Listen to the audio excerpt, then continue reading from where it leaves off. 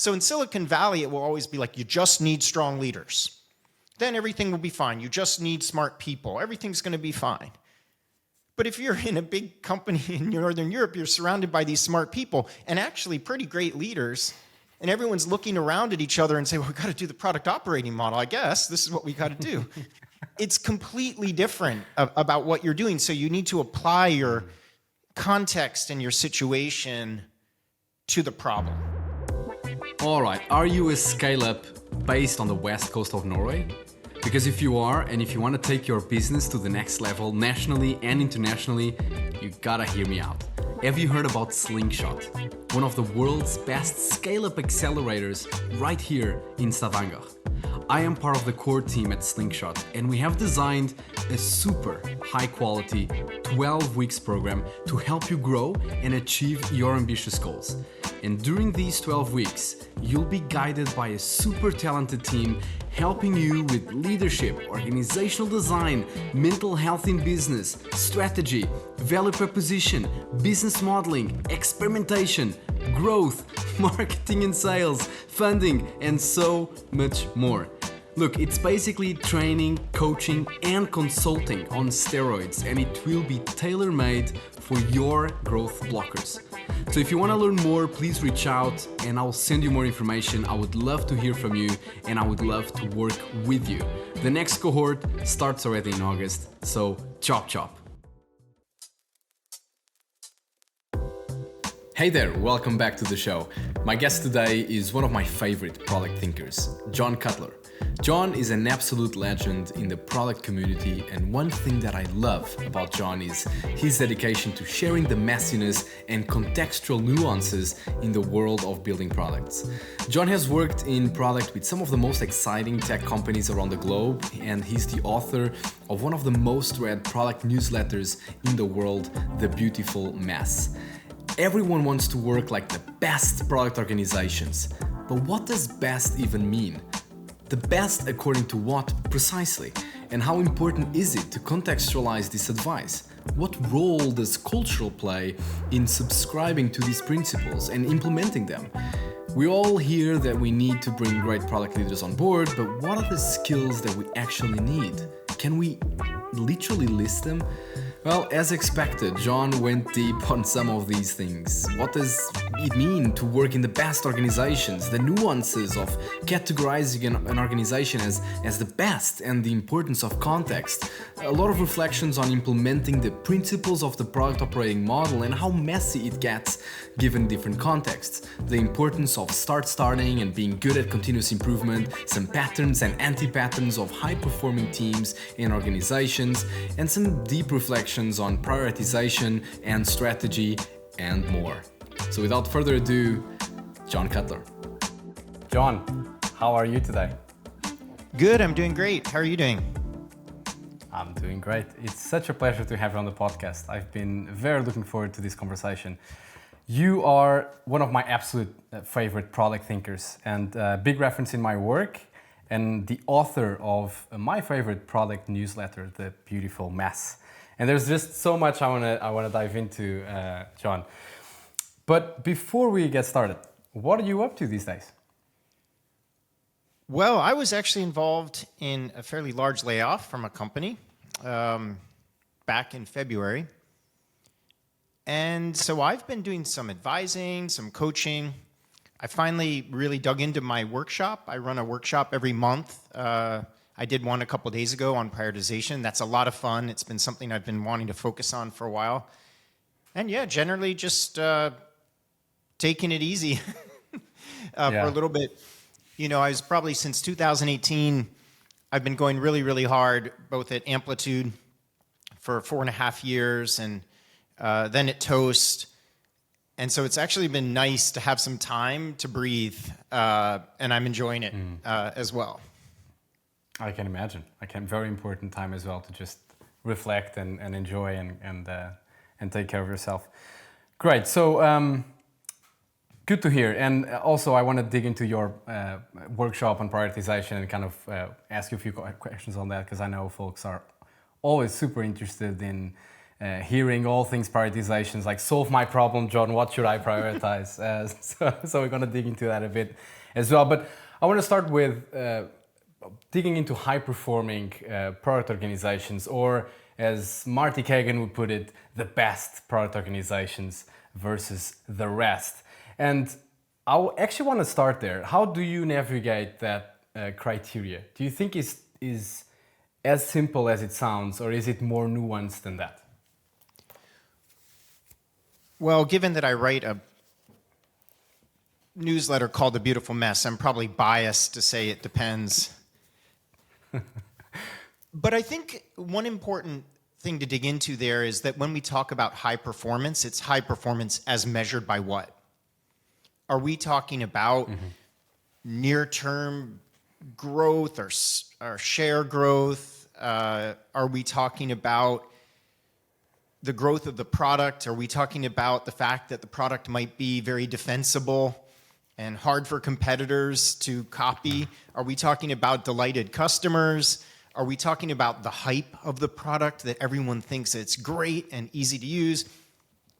Are we talking about the careers of the people internally?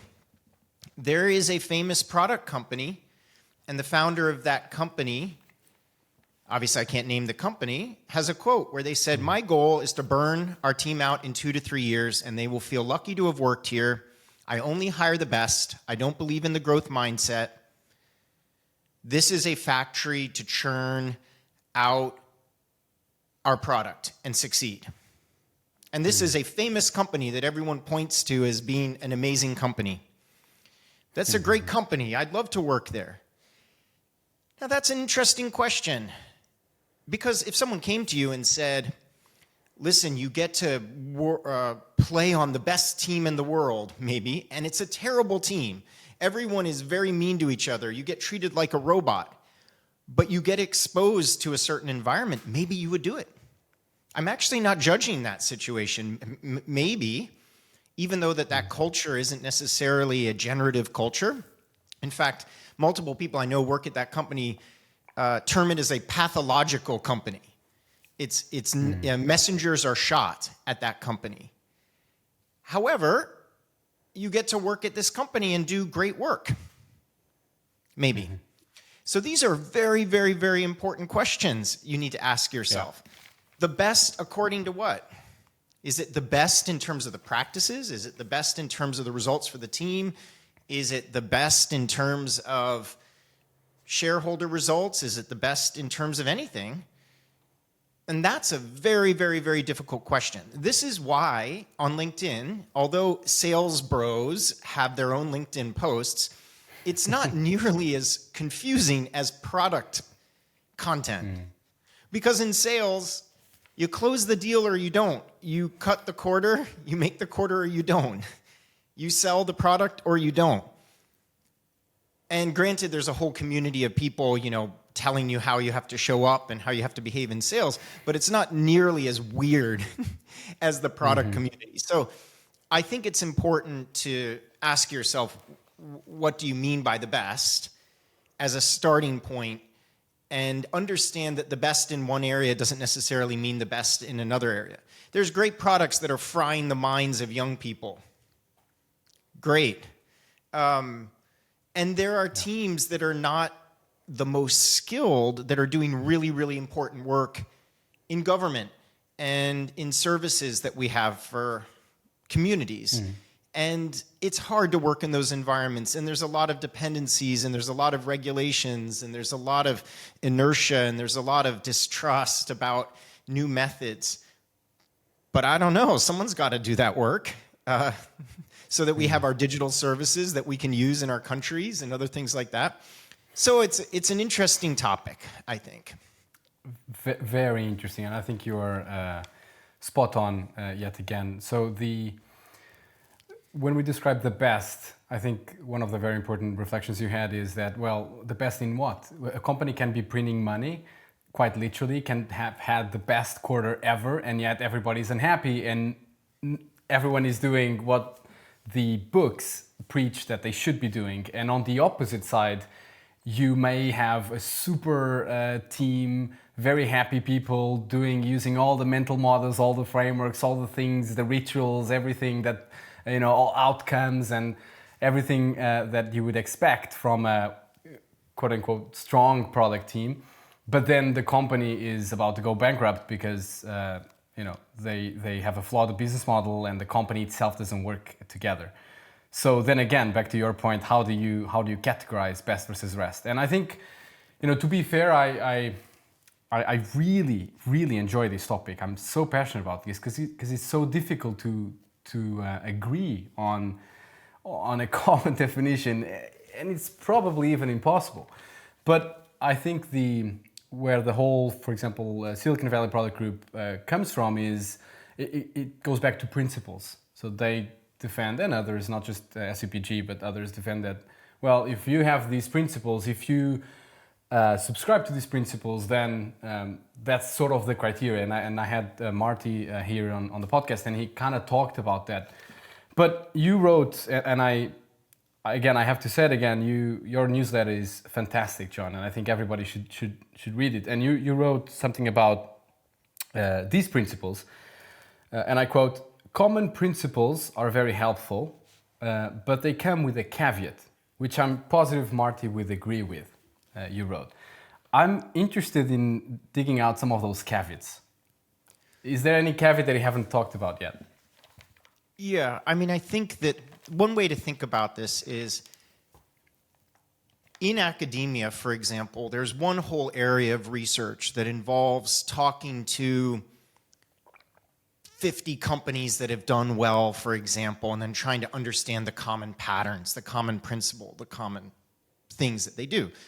Almost by definition, common principles are context-free.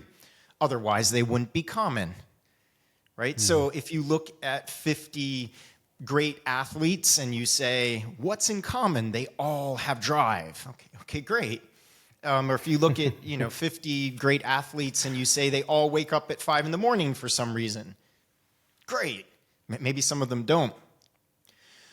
But the important thing is, there's a question of correlation and causality, and there's also, while those patterns are helpful and principles are helpful, they don't necessarily relate in particular contexts. So an example here would be, if you are on an example here would be if you are at a company that's experiencing its first rapid rise of growth, you've literally not had to ever transform anything.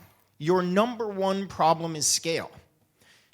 And you see that a lot of these patterns and principles that emerge out of Silicon Valley fundamentally deal with scale. How do you deal with growth? And it's extremely painful problems. I'm not minimizing those particular problems. In fact, if you want to learn how to scale your company, you should probably look at companies that experience rapid scale and see how they approach that, how they thought about changing their org chart, how they thought about growing as they were doing that. But if you're a company that's been printing money for 50 years and literally you could do nothing and still make money for the next 3 years. And if you are also at a company that only invests maybe 8% or 10% or 5% of its revenue for your shared technology organization, you're not scaling. In fact, you need to descale. You need to figure out how to let teams move more independently. And this is why there's folks like Jonathan Smart. He wrote this book called Sooner, Safer, Happier. This is why Matt Skelton and Manuel Pais wrote Team Topologies. This is why there's a whole movement around thinking around organizational design, fundamentally to help those companies thinking about how to refactor their organizations to work more effectively. So there you have two fundamentally different motions, right? You have one dealing with growth, unabated growth, success, growing still at 30 to 40% or 20 to 40% year over year. And then you have other companies that are lucky to be growing at all, that have to figure out how to refactor their organization to do that. So depending on your context, you would need to apply those principles in very, very different ways. In fact, if you're in a big company that has to untangle what it's doing, you're probably going to have to build a pretty strong muscle for continuous improvement. You're going to need to get groups of larger people together and figure out how they're going to work together. It's easy to make fun of SAFe, but what SAFe is almost like in a heart surgery when you put in part of the heart to make sure it keeps beating. It's the only thing some of those companies can do to even make sense of what it's like to have 1,500 engineers and designers with dependencies, 1 million dependencies to get anything done. It's like life support for those companies to be able to do it. And so I'm just painting a picture of context here. The context of how you would apply those particular principles is so different in those. And one very, very curious thing here, Silicon Valley is not into continuous improvement in the way that maybe lean manufacturing or Toyota is into continuous improvement. In fact, in Silicon Valley, the rule is, if you have a problem, you tell your manager, that's it. Not really big fans of big retrospectives.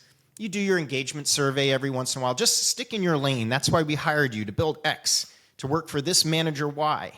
You're very independent. In fact, I have a friend at Amazon the other day. He's like, we are the biggest feature factory in the world. All of our incentives are shipping X, Y, and Z, doing whatever we need to do.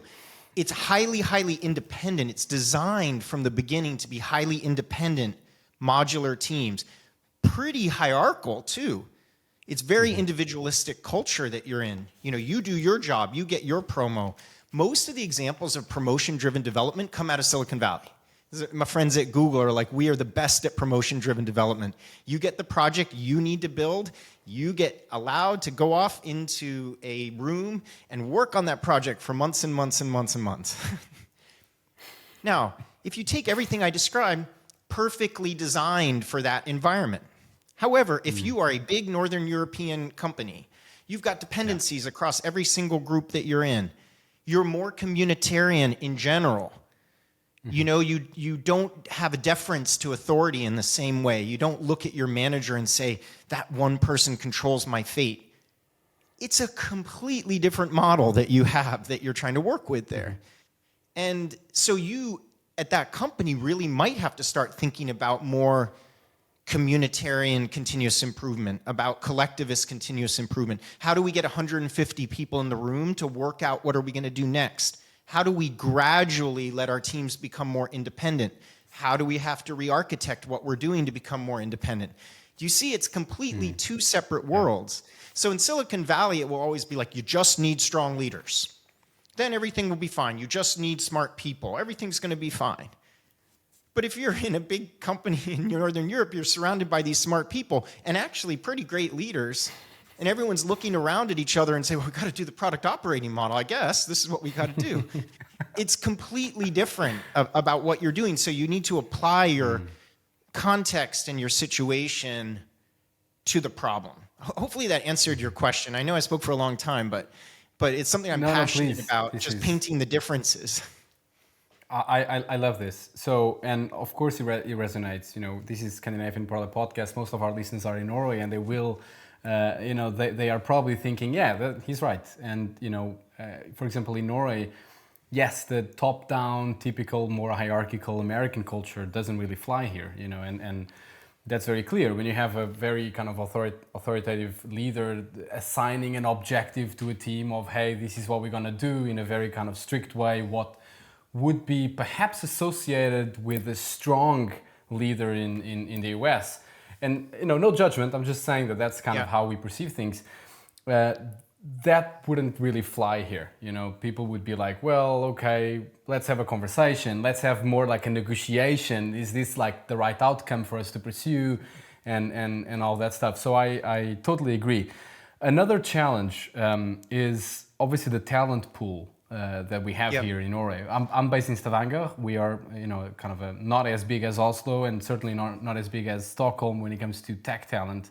And these are topics as well that we have, because in Silicon Valley it's a lot like, well, if that product manager is not performing, we're gonna get rid of her and get another one, and probably even bad at least on paper. Here in Norway, it's very difficult to navigate those things, and the talent pool is not as large. So the question about performance comes up quite a lot. It's like, Yeah. how do we get strong product people, and so on and so forth. So that's another challenge. One thought about that is, again, the difference between skills and competencies and then how they relate in a particular environment. And I think realistically, people have a hard time with that idea. You know, there is a pyramid of skills you need to develop as a product manager over time. Not just the product managers, the designers and the engineers. I was chatting with a friend, and their company is based in San Francisco, and they said, well, at our company, engineers and designers frequently completely push back on the product manager about the data, about the context, about what they're going to do. And they made a joke that probably any of the engineers or designers on the team could be a really good product manager if they wanted to be a product manager, if they cared about it, right? And so part of that is a combination of culture and skills. You know, over time, it's an exposure to a certain way of working that gives you confidence to push back. It gives you confidence to have a conversation as a team. It's not just the product manager skills, it's also the engineer skills. I think, though, that sometimes we over-index on these skills. And I'll give you an example. I worked at a company here in Santa Barbara, where I live in California, and we would routinely get folks from the local college here, the local university, and they would start their journey as a product developer, let's say a designer, an engineer, or a product manager. I would say within a year or two, they could get to the point where they kind of got the flow. They understood the flow of things, but the teams were pretty independent. They had a lot of reps on their particular team. And so I think one people mistake is that they imagine that, for example, in the Valley, everyone is this super skilled, knows all the frameworks, knows what to do in every single situation. But their job is often an order of magnitude simpler. You've got a local team, you've got a group of people, everyone's pretty reasonable, you have access to the customers, you don't have a million stakeholders telling you X, Y, Z what to do, you have access to data. It's actually easier. You could take a 22-year-old graduate from university, and as long as there's relative safety and relative structure about what you're doing, they can contribute meaningfully as a product developer, product manager. So I think that sometimes people overestimate in other parts of the world, we just need this person with all these skills and all this experience, having done this a million times, when actually they need to focus a little bit more on the surrounding environment. They actually need to make the environment more friendly to someone who's junior to do it. And so what they're expecting is this unicorn leader to come in and do all these things. And those unicorn leaders don't even exist. In San Francisco, I have a friend who was at Google and Amazon and a couple companies, and then they tried to go and work at a company that was much more complex. And they said, I don't know how to lead in an environment like this. I feel like an idiot. None of my skills work. I have to be much more influential. I have to try to bring the whole... I didn't learn this at Amazon. I didn't learn how to do this at Google.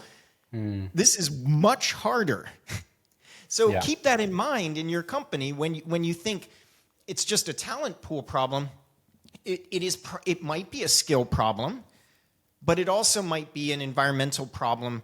I think someone told me the quote from Winston Churchill, like, we shape our buildings and our buildings shape us, or something, or he said something like that, which is, your company's environment also shapes what it's like to be a product manager in that environment. So that's what I would caution people. There's definitely a whole bunch of skills. Definitely in some parts of the world, you might not have the talent pool you expected. But ask yourself very deeply, if you could can you list the skills? Because sometimes people say that. They say, well, we can't hire like Google here in Norway.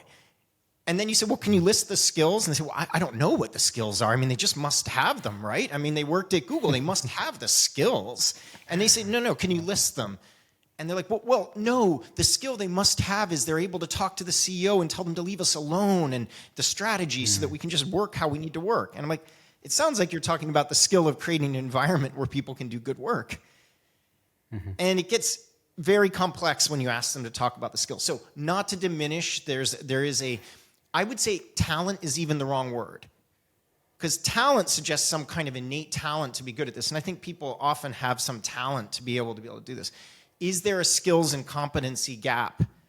And if so, what are those specific skills and competencies that you imagine, and not just mindset or whatever. Now, those things are important, but describe them to me in words instead of just using shorthand words for it. Okay, so there's so much to pick up on this. So one thing I wanted to add is, as you said, like an A player in company X is not going to perform in company B because the context is completely different. And so I really appreciate that you mentioned that.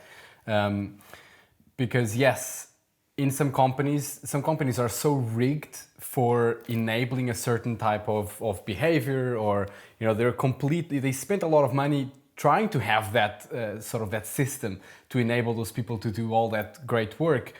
And these people don't end up developing certain skills that might be completely crucial in an environment where they have to figure things out and they have to do this, and they don't have Bob and Jenny to support them with whatever they wanted that they had in the previous company. So that's a fantastic point. And then we get into this system design kind of discussion, because let's imagine that you are an organization right now and you're reading about the product operating model and you read about the principles and you think this makes sense. And even regardless of whether this comes from Silicon Valley, you hear things from Spotify, you hear things from cases from a company based in London. You're surrounded by this information. Yeah, to your point. I mean, just sit and listen to the Lenny podcast for 4 months and you'll have enough in your mind, right? Yeah, I get it. Exactly. Right. So then you have all this context. Where do you start? Because you talked about a lot about system design, and you talked about bringing great leaders, but then where are those great leaders? And then raising the competency of the teams. Okay, but to what? To what degree? How? Let's talk about. Let's try to remove some kind of the layers of the onion, John, on this one. How do you tackle this? I would say when I talk to companies, the first thing I try to discover is this company capable of continuous improvement and incremental improvement? What's the mindset of the company around getting better at anything? You can imagine that's a little decision triangle at the top. Now, if they've demonstrated the ability to just improve what they're doing, and I would make a side note here, a lot of companies in the Valley are terrible at improving what they're doing if it's not the product. Like if it defeats the norms of the company, their only solution to it is big violent reorgs because everyone is so independent and driven in their areas, right? But assuming you go into the company, I'm talking to a company in Northern Europe and they say, we have been able to pull off change over time. It sometimes takes a year, 2 or 3, but when it comes to seeing across silos and when it comes to thinking about introducing new ways, we're decent at it. Here, let me show you evidence that we've done it. If they've demonstrated that, you're going to take a very different route than if you walk into a company and they say, oh goodness, we're going to need to do this completely top down. We're going to need to do a big reorg. We're going to need to fire all these people. We're going to need to do all these things. So that's the thing at the top. If you can go down the path of continuous improvement, a lot of it is just about getting this loop going. The loop of having the minimal viable strategy, some contact to customers, building some most basic model of how you're going to work. It could be a North Star framework, it could be a journey, it could be anything, but just some mental model that takes your strategy and turns it into some common artifact that people understand. And then you have to think about some measurement and then some prioritization, and then you're going to build something, and then you're going to reflect on it, and you're going to share your learnings. And I call this sort of this data-informed product loop. I can share the post that I wrote about it. Mm-hmm. But when you think about it, if you can take an incremental approach in your company, your first goal is to just get teams going around that loop. Get them going. They might not have the perfect structure at the moment. They might not have the perfect people in place and all the different things that they're doing. But can you create a boundary where you can get teams with a minimally viable strategy coming in and thinking about, a roadmap that's not just a list of features to build, but it's sort of opportunities or whatever. And then you can build something and then reflect on how it did and then do that. So it's sort of creating this little, learn, measure, build loop, or build, measure, learn, whatever you want to call it, loop. That to me is the first step for any of these companies that has that continuous improvement mindset in the company. The reason why you can do that in those companies is people aren't as territorial, they aren't as guarding their silos, they aren't as incentivized to work against each other. These environments are more friendly to maybe gradual reorgs, allowing a great test in a company would be, let's say that you have a team of, 150 people, and once you've looked at it carefully, you realize that actually the strategy and the structure of the team is not matched together. Are you the type of company where you could do a sort of gradual reorg in that group to have people better aligned without people being scared of their jobs, without people feeling like I was hired to do X and now you're telling me to do Y, or without a dramatic change in the company? So if you have that, I'd say the first step is create boundaries where teams can very actionably kind of get around that loop and start doing it. We don't get better by talking about it. We get better by doing it. And these are a set of behaviors. And one of the things people don't realize is people in the Valley, for example, if you're 24 years old and you join Company X, in 2 years, you've probably gone around that loop maybe 12 times. 8 times. You're getting constant feedback. You're building your intuition of your product. You're getting something out there. You're shipping every couple weeks, every week, or something like that. And some people in these big companies, spend 3 years just on one thing. That's their feedback loop. They're not learning when you do that. So I would say that for many companies, if you can afford to work that way, get teams working around that loop, get teams doing, even if it's not the perfect version. An example here would be quantitative analytics, quantitative measurement. Maybe you don't have the data at the moment, but that doesn't stop you from using qualitative feedback. It doesn't stop you from doing it in that perfect way. Now, let's say you work, though, at a company where nothing has ever changed organically. Everything has to be a huge reorg. Everything has to be a new leader.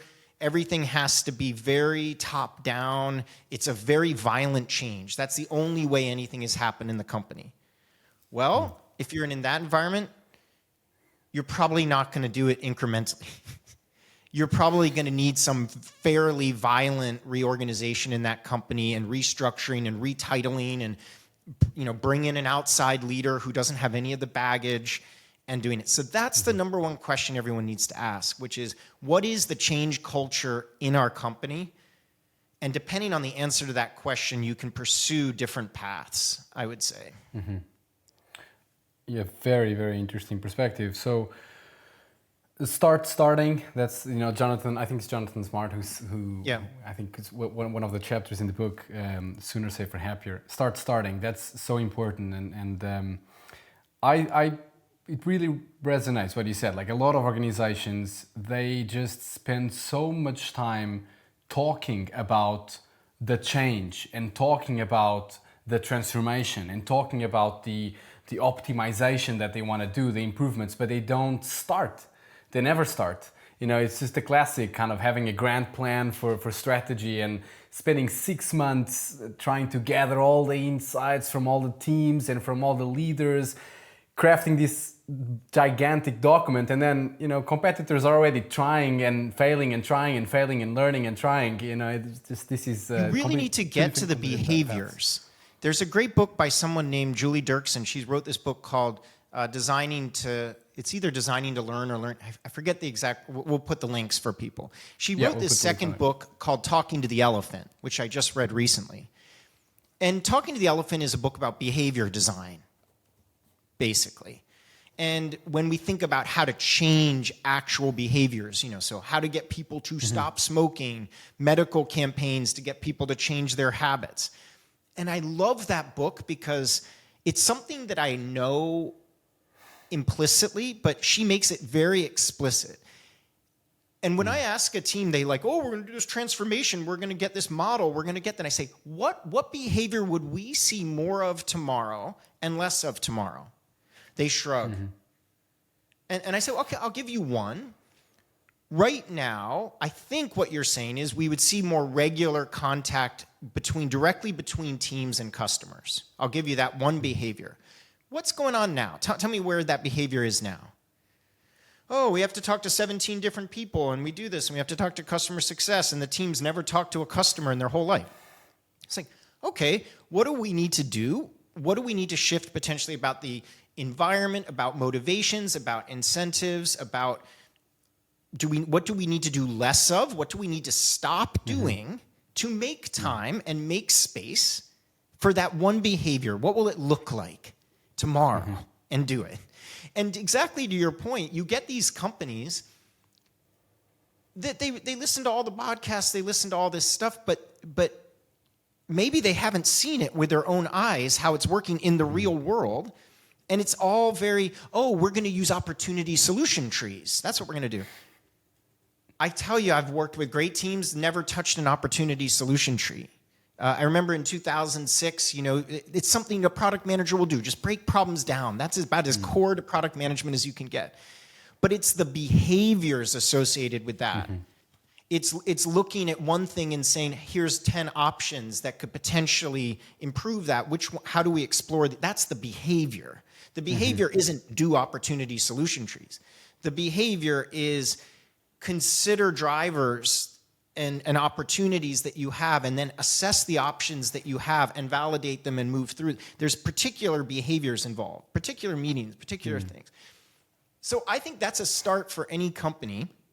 You start listing, what would we actually observe people doing more of tomorrow and less of tomorrow? And then what do we need to do about the environment to make those things more possible? And in many ways, it's stopping doing things. Everyone talks about these transformations and things and talks about all the stuff they're going to start doing. None of them talk about the stuff that they're going to stop doing. We are going to stop having that certain roadmap meeting that encourages premature convergence and everyone's roadmap is decided for annual planning. We got to stop doing that to make time for X. And so I take like a very practical attitude. I don't really think in terms of transformation or whatever. I just think about like there's going to be new behaviors emerging, and we need to think about what's required to have those new behaviors emerge. One scary part of that way of thinking about it is you do start to think about incentives in the company and why people get their paycheck and why people are the president of one group or the GM of another group. And it's easy to talk about incremental behaviors, but sometimes the reason why we do certain things are very, very deeply locked into the incentives and the power dynamics in a company. So I don't know if it just reminded me of the Talk to the Elephant book. Like there's a way to do this. And so you could think about using that book, for example. Yeah, I'm definitely going to read the book. So something you mentioned that I just wanted to pick up on your previous answer, you asked, can we prove that we have a continuous improvement mindset in the organization? And that being sort of almost like running the test, whether your strategy matches how the team's organized and whether we have managed to make some improvements and whether the teams have the guardrails to actually starting and do stuff, getting those reps going so that we can potentially drive change bit by bit by bit, potentially even aligned with some principles that we want the teams to have and across the organization and driven by leadership and so on that they want the organization to have and all of that. So that's fine. But you also mentioned, but it's incredibly important to also talk about the stuff that we're not going to do, the stuff that we are going to stop. And that's a great segue for the next little topic I wanted to discuss with you about prioritization. Like how should we approach prioritization? You're running a workshop now, John. When is the next one? Are you running every month or how? About every month. Yeah, I think I'm going to do it every month to do it. So cool. So you're deep into this right now. I can imagine I know that you like to explore these things in detail and really go into rabbit holes. So I'm very curious about hearing your new perspectives on prioritization and if there's things you've changed your mind on and so on. So let's start by kind of the first layer of prioritization. How should we approach prioritization of outcomes for product leaders and product people that might be listening to this conversation? Yeah, I did go pretty deep into it. While I was at Amplitude, I got really into things like North Star framework and other ways of thinking about product strategy and how to structure organizations. I did a lot of stuff, goals, all types of things. I actually avoided prioritization. And because I avoided prioritization. It's been very interesting to me to get back into prioritization because my belief at the time was if you don't have a foundation of strategy, if you don't have a foundation of mental models, if you don't have a foundation, prioritization becomes much harder. It becomes much harder to prioritize things when you don't have a foundation of other things that you've prioritized. One thing that bubbled up during my research into prioritization is that teams are prioritizing dozens of things, and often they're implicit. They are prioritizing things like personas to focus on, and workflows to focus on, and journeys to focus on, and financial metrics to focus on, and goals to pursue, and things to build, and tasks to do, and drivers to focus on. So that was a huge realization that when people think about prioritization, they often think about work. But really, so many of the things that we're doing are forms of prioritization or assigning levels of importance to things or saying, even a strategy when a company puts 5 pillars up on the slide and says for 2024, here are the 5 pillars, in some sense, that's a form of prioritization. Right? You're saying, look at these things. Don't look at the other things of what you're doing. So the first lesson I took from that is we're prioritizing a whole web of things.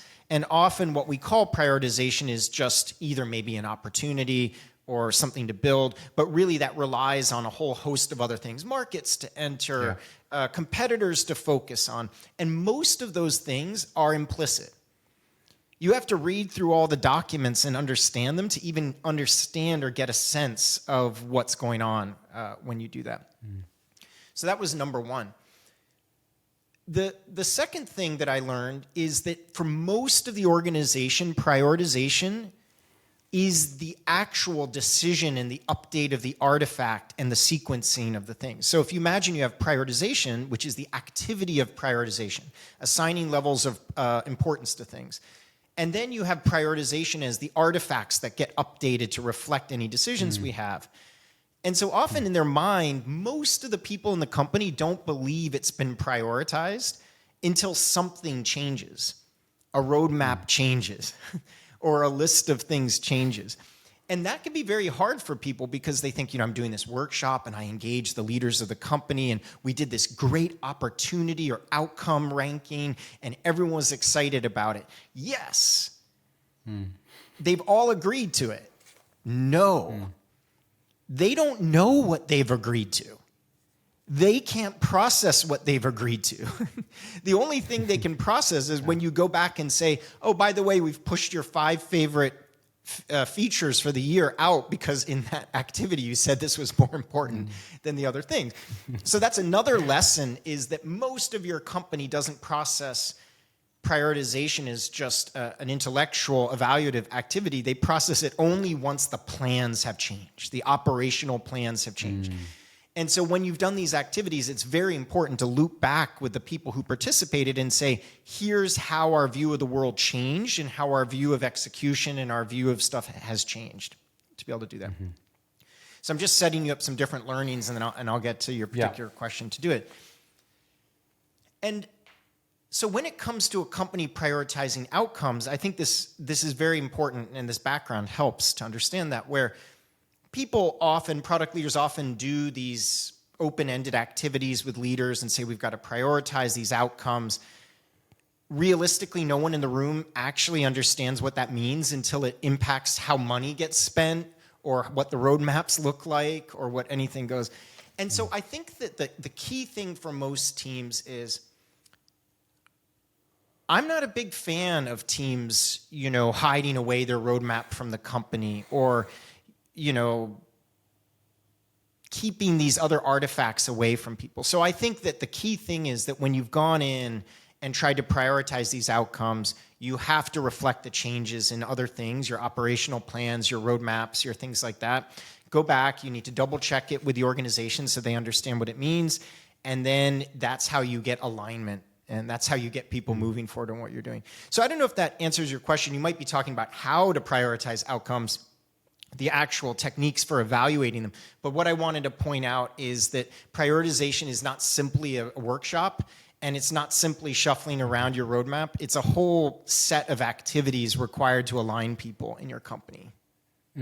Absolutely, that's a very good point, and often forgotten. People they end up having these workshops, but then they agree on something, but they kind of don't, because then there's dependencies, they don't address them. So it's all kind of a theater prioritization, or the leader is super happy that she managed to have those outcomes prioritized with the team or the teams, but then the CEO has a completely different kind of direction, or even the board. People often don't talk about the board, but the board has a lot of power. One thing, as if you're in product, which is the CEO will always want everything. This is the thing that product people, I think, I see on LinkedIn, everyone's like, well, the key problem is we can't prioritize. Oh, the key problem is we don't have a strategy. Oh, the key problem is whatever. That's your job. Like, I've begun, sounds kind of cynical, but it's not. It's the CEO will want everything. They'll say we should be able to walk and chew gum at the same time. We shouldn't, I don't want to prioritize because I want the teams to be creative and try to figure out solutions to the problems we have.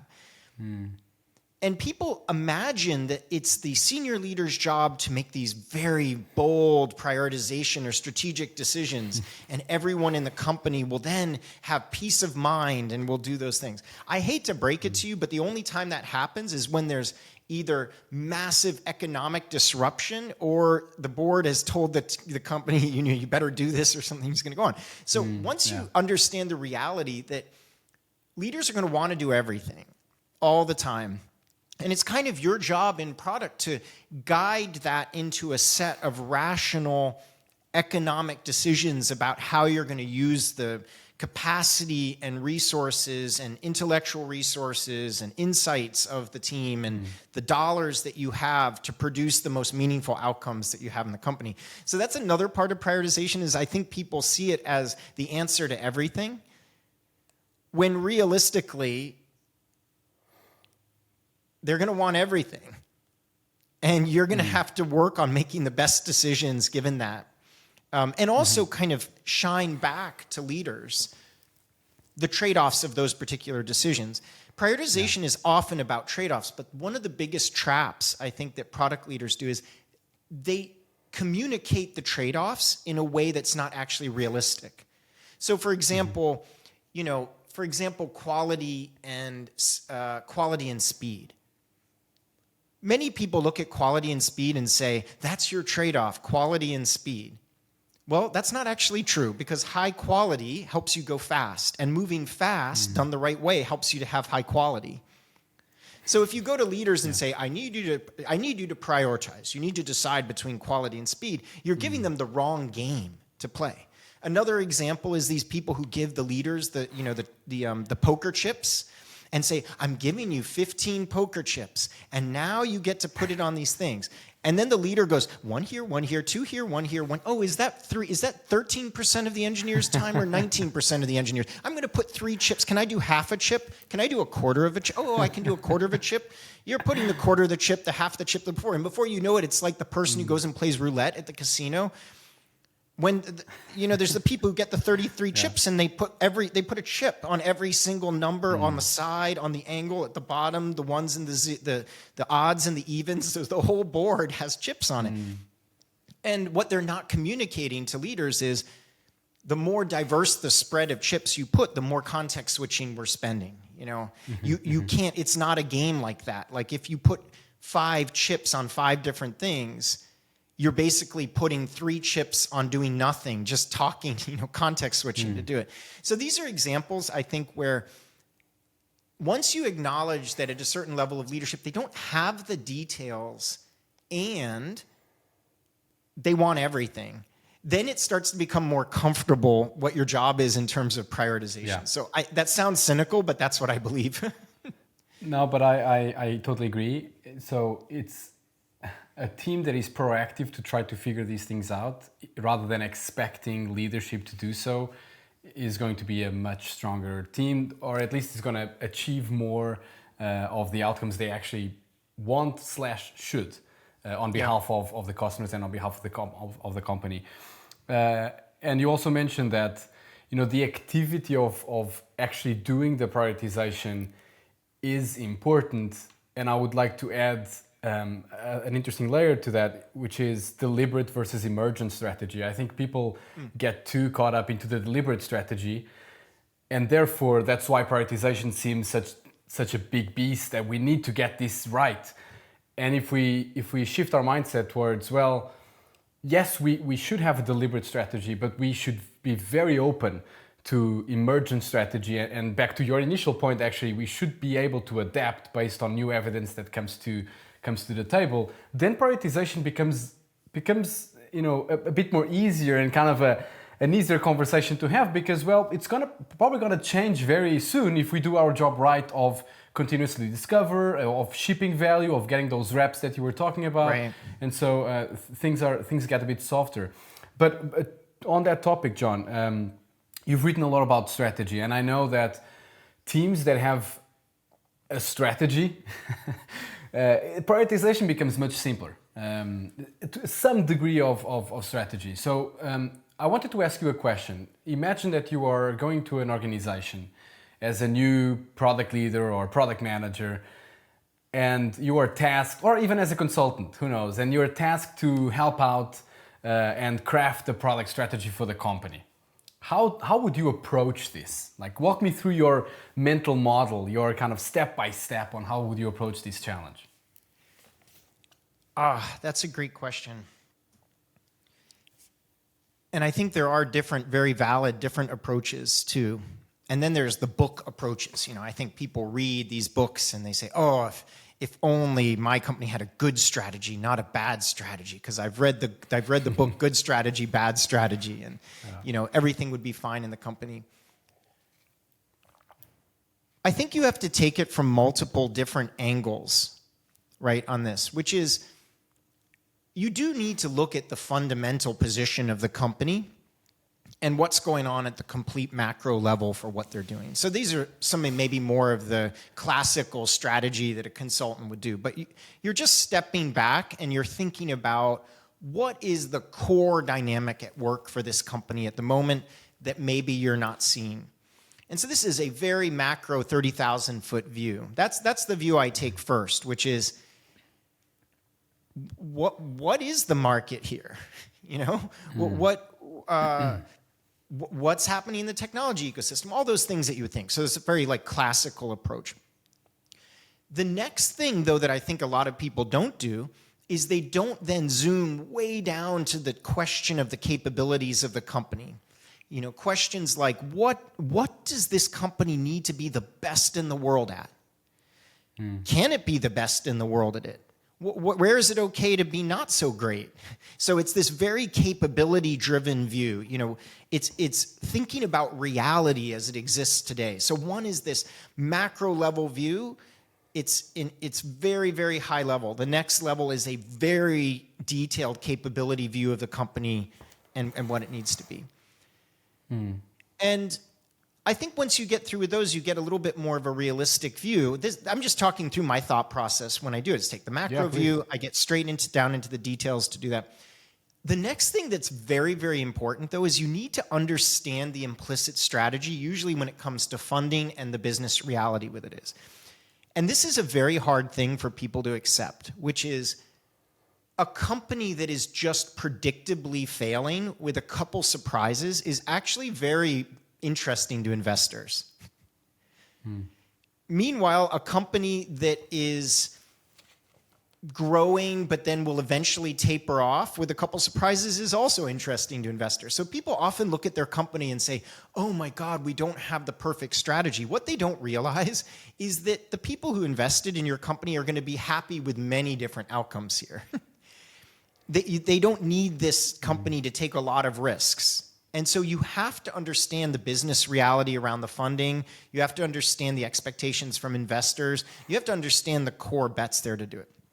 Okay, so macro view, then you get right down to the capabilities, then you understand sort of the core bets of the company from a financial perspective, how it was funded, the markets and things that you do that. And then I think that you just keep spiraling. We could talk about it for 5 hours because it's a very emergent process to be understanding. But I think that people should also keep the end goal in mind. You've got 1,000 team members or 500 team members, talented team members. And an activity that I run with teams is I say to teams, what trade-off or what decision do you find yourself having to make where more information and more context would help you move faster and help you make better decisions?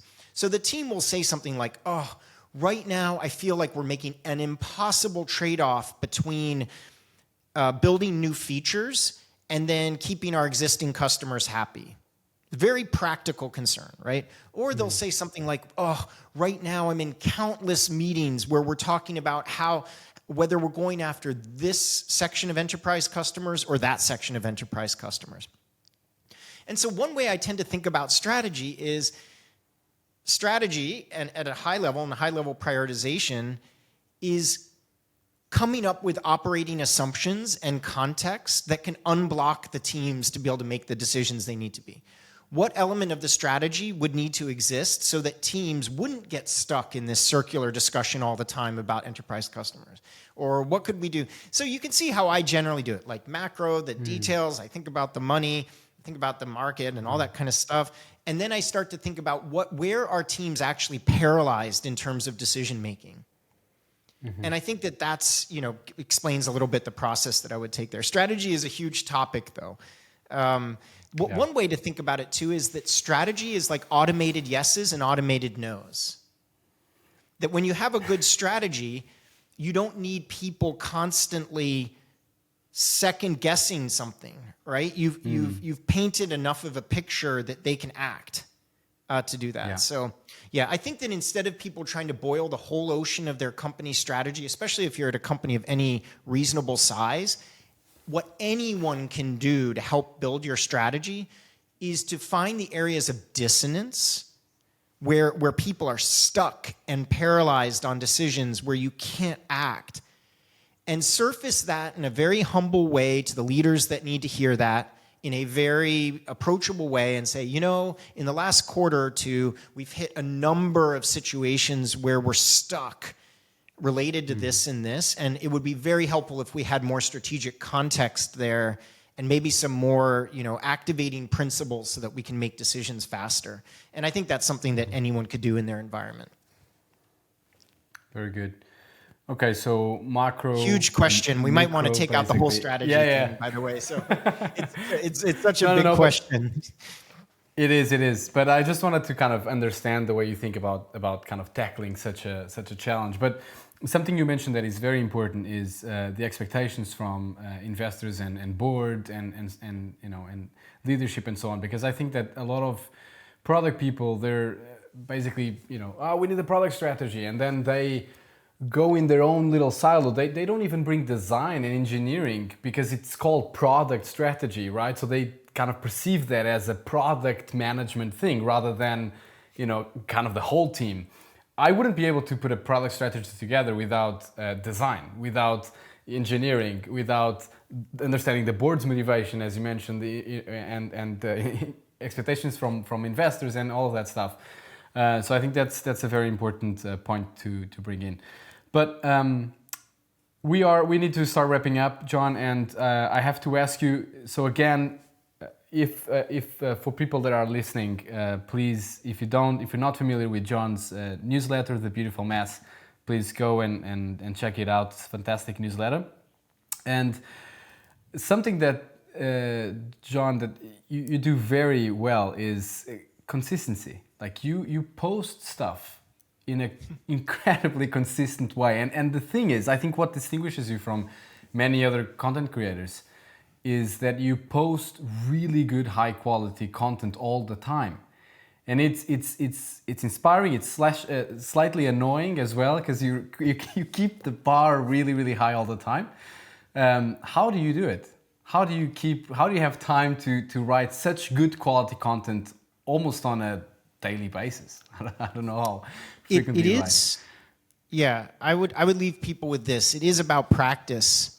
I've maybe It's insane just how much content I've probably written about it. I mean, it's like, probably 50,000 tweets and 1,000 blog posts and LinkedIn. I don't even want to think about LinkedIn. Wow. LinkedIn recently just started posting more on LinkedIn to be able to do it. Yeah. It is about practice doing it. And then also it's a little bit, look, I'm not the best writer for this really catchy content. I was looking at something one of these content creators in product created the other day, and it was perfect. It was like, you must do this and you will fail if there was FOMO. They were giving practical advice. They had the little numbers, do this. They did like 1 or 2 emojis. Oh my God, they have a thread. They're writing this like perfect clickbait thing. You will survive. You will become a VP. You must do this. You must get that. So part of it, I think, for people is find what you like to write about, and that's how you can be passionate about it. I know that sounds very cliche, but I think that a lot of people, they try to do this content stuff because maybe they're trying to raise their profile in the industry or maybe sell their services. And they realize, wow, it's really hard. And they see themselves competing against these people who are almost like, they're almost like creating pharmaceuticals. Like they're that good at figuring out how to create viral content, right? And so really at the end of the day, it's important to find a topic, find things that you like. Like, I'm very fascinated by these it depends topics. I'm very fascinated by the idea in 2024, everyone is like defending themselves with these narratives about the industry. I'm very fascinated that people are struggling in this situation and need different types of guidance, And so that's just what I love. So I think that finding the thing that you do feel comfortable writing about is better, because unless you want to be, like I said, in the the pharmaceutical business of content, writing these things, you have to find something that you love doing, and it's also a lot of practice. So I've probably written millions of words, so it's easier to write quickly, I guess, to do it. No, definitely a lot of practice helps. Practice helps with everything becoming better. But I think you wrote actually that you like to document your learning journey, and that kind of is a mindset. And that really resonates with me, because I try to do the same, and I've started writing for those reasons as well. And it just keeps me going, and I don't really think about I don't really have any other motivation. Of course, it's nice as a bonus that people enjoy some of the stuff I write and so on, but definitely documenting the learning journey. That was a point that really resonated with me. And then you can go back. I mean, I Google myself to figure out what I was thinking. At that time, I was like, I must have thought about this. And I did a retrospective recently. So in 2016, I wrote this post about feature factories. I came up with the term independently, though maybe it wasn't new or something. I remember that one had, like 1 million views or 1.5 million views very quickly. It was on whatever, Hacker News, and then it really blew up at the time to do it. And since then, I've written tons and tons and tons of articles. And I went back over time. 2017, I was really angry at Scrum, and then 2018, I was thinking about Kanban. And then in 2018, I had a post like, we need fewer product managers. We need fewer backlog pushers, And then in 2018, I'm thinking about strategy. And then I got really into analytics. And then I got more into org design. And then I started thinking about scaling. And then I started thinking about dependencies. And I go back over time and see how my thoughts emerged and challenged my particular ideas. That's where it's really helpful to document your learning journey as you go through here. And it keeps it interesting, I think, which is fun for people. Absolutely. John, we have to wrap up, unfortunately, but one last question very quickly. You mentioned the book, Talking to the Elephant. Is there any other books you recommend that is on your mind right now that are usually not recommended by people, like some of the hidden gems you've read? Sorry. Oh, geez. There's a lot. There's this book called Images of Organization by Gareth Morgan, and we'll find a link to it. You can usually find the book used, but it really challenged me. It really challenged me because it forces you to think about organizations in different ways, as a brain, as a machine, as a culture, as a system of domination, you know, all these different views. And I realized I had just been stuck on one very idealistic view from the book.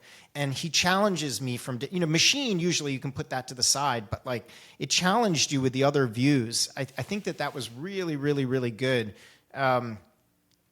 There's also, I'm looking at my bookshelf to do these things. I really like this book by John O'Hay, which is called Big Ideas, but he draws all these just really cool drawings for all kinds of ideas. And I've been really, really liking that. And I recently I have this podcast, I did this interview with Gene Kim, who wrote this book, Wiring the Winning Organization.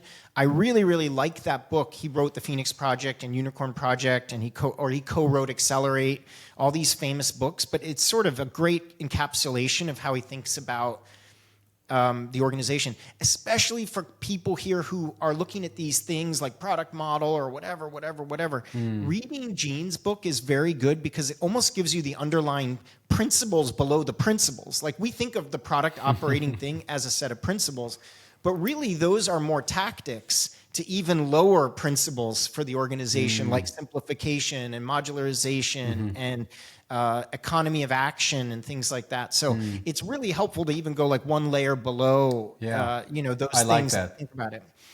So depending on where you are in your learning journey, depending where you are in your learning journey, that might be an interesting book for you. Yeah, interesting. Thanks for sharing. Awesome. All right, John, where can people find you? Is it just LinkedIn? Are you still on Twitter or not so much? Just very, very rarely. I check back there occasionally, and then I get scared away again, and then I go back. Yeah, so for the most part, it's LinkedIn at the moment. And then my newsletter is a reasonable way to somewhat stay in touch, and then you can see things. So, yeah, I appreciate and you have a new... And you have a new podcast. That's it's worth, not that's quite. worth I'm mentioning. learning over time, though. Yeah, I'm soft. I was gonna do 20 episodes and then big launch it, and then I had to remind myself. I'm like, I don't even know if I like doing podcasts. So why don't I start doing a couple before I say Cutler's doing a podcast? So yeah, I soft launched it. You know, you can find it from there. That's awesome. All right, John. Thank you so much for being here. Really enjoyed the conversation. Yeah, my pleasure. All right, that was it for today. I hope you enjoyed the episode. Make sure you subscribe to my newsletter so you don't miss out, and see you next time.